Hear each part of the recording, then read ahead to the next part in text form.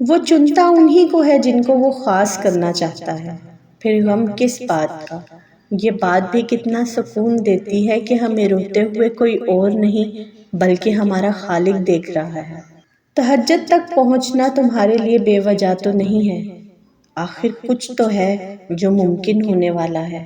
تمہاری دعاؤں کی قبولیت کی نشانی اس سے بہتر اور کیا ہو سکتی ہے؟ سب کی کہانیاں اللہ کے ہاتھ میں ہیں۔ پھر پریشانی کیسی؟ وہ جو پرندے کو ہوا میں تنہا تھامتا ہے وہی آپ کے مستقبل کو بھی تھام لے گا، اس کا ذمہ بھی وہی لے لے گا۔ لوگ ہمیں توڑتے رہتے ہیں، اتنا توڑتے ہیں کہ ہم ٹوٹ کر ریزہ ریزہ ہو جاتے ہیں، اور اس ذرے ذرے کو اللہ اپنی محبت سے اتنا مضبوط جوڑتا ہے کہ دوبارہ ہمیں دنیا کی کوئی طاقت توڑ نہیں سکتی۔ اللہ کو پسند ہے جب انسان ہزار گناہ کے بعد اس کی طرف پلٹتا ہے، ٹوٹی پھوٹی ہی صحیح، اس سے معافی مانگتا ہے۔ یہ ٹوٹی پھوٹی کچی پکی فریادیں بھی اللہ کو بہت پیاری ہیں، وہ معاف کر دیتا ہے۔ جب آپ کو یوں لگے کہ اب آپ تھک چکے ہیں اور دعا بھی نہیں مانگ سکتے تو خالی ہاتھ پھیلا دیا کریں، اور آپ کے پھیلے ہوئے ہاتھ اس بات کی گواہی ہوں گے کہ آپ خالق کائنات کے محتاج ہوں، اور خالق کائنات تو خاموشیوں کو بھی جانتا ہے۔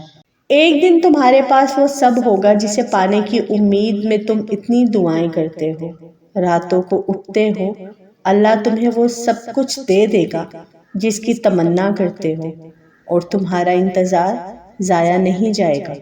قرآن تو جگہ جگہ تسلی دے رہا ہے کہ نا امید نہ ہو، کمزور نہ پڑھو اور یقین رکھو، تمہارا رب تمہارے ساتھ ہے، دیکھنا وہ بہت جلد سب ٹھیک کر دے گا۔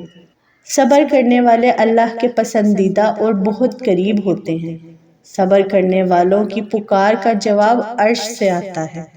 جب تمہارا نفس اور شیطان تمہیں وسوسے دلوائے کہ تمہاری دعاؤں کا کوئی فائدہ نہیں ہونے والا، تو خود سے وہی کہو جو حضرت ابراہیم علیہ السلام نے کہا تھا کہ میں اپنے پروردگار کو پکارتا ہوں، مجھے یقین ہے کہ میں اپنے پروردگار سے مانگ کر کبھی محروم نہ رہوں گا۔